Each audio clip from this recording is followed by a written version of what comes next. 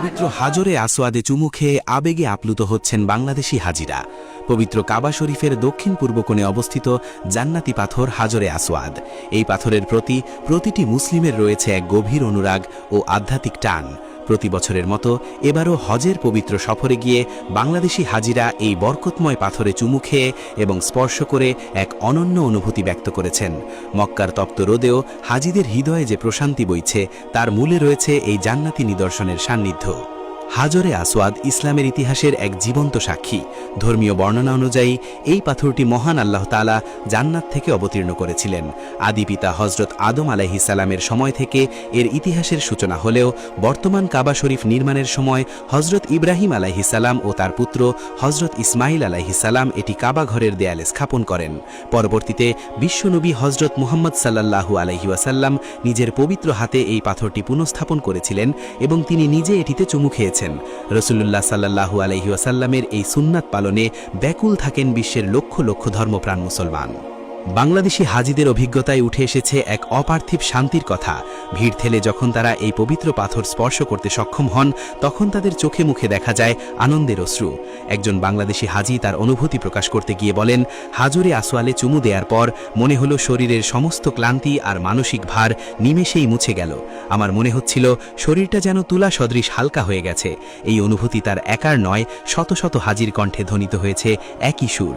তারা মনে করেন এটি আত্মিক পরিশুদ্ধি এক অমোঘ মাধ্যম। হাজরে আসওয়াদ নিয়ে প্রচলিত রয়েছে এক বিস্ময়কর তথ্য।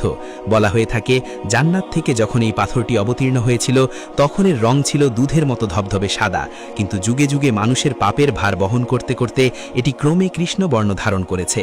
এই পরিবর্তনের মধ্যেই নিহিত রয়েছে মানুষের তওবা ও ক্ষমার এক ইঙ্গিত।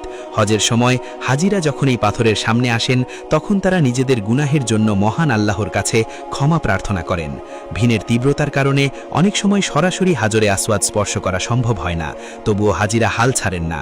ইসলামের বিধান অনুযায়ী সরাসরি চুমু খেতে না পারলে দূর থেকে ইশারায় সালাম জানানো বা বিসমিল্লাহি আল্লাহু আকবার বলে হাত দিয়ে ইশারা করাও সওয়াবের কাজ। সৌদি আরবের নিরাপত্তা রক্ষীরা অত্যন্ত সুশৃঙ্খলভাবে হাজিদের এই কার্যক্রমে সহায়তা করেন। বিশেষ করে বয়স্ক ও অসুস্থ হাজিদের জন্য তারা বিশেষ পাহারার ব্যবস্থা করেন যাতে তারা নিরাপদে এই পবিত্র পাথরটি দেখার সুযোগ পান। বাংলাদেশি হাজিদের মধ্যে যারা এবার হজে গিয়েছেন তারা দেশ ও জাতির কল্যাণে বিশেষ দোয়া করছেন। কাবা শরীফের দেয়ালে হাত রেখে এবং হাজরে আসওয়াদকে সাক্ষী রেখে তাদের এই মোনাজাত এক আবেগঘন পরিবেশের সৃষ্টি করে। তাদের মতে জীবনের সমস্ত কষ্টের বিনিময়ে হলেও একবার এই পাথর স্পর্শ করতে পারাটাই যেন জীবনের সবচেয়ে বড় সার্থকতা। কেউ কেউ কান্নায় ভেঙে পড়েন, কেউ বা স্তব্ধ হয়ে অপলক দৃষ্টিতে তাকিয়ে থাকেন এই কালো পাথরের দিকে।